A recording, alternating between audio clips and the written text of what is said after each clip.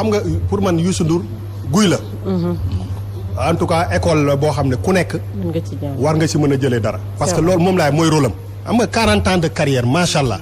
boobu ba tey boobu ñii juddooguñu. ñoom ñii di wax ni mais est-ce que jotul may loxo booy. non mais dégg ko xaar booy yëg ci guy gi. non dégg ko man la. fii 90% ñu fiy way ñu si gën a bëri bu dul directement wala indirectement loxom mi ngi si. dama ne la Youssou Ndour école la responsabilité am ku ci jàng rek di nga mën a def di nga mën a def li mu war a def mais aujourd'hui wax fa dëgg yàlla c'est pas il ne fonctionne pas en fonction de way diw wala diw a diw il fait son truc et puis bon booy yi nekk ci ginnaawam ku ci war a mën a xool ci moom pour dem ci kanam da ngay dem ci kanam. loolu moo am solo moom référence.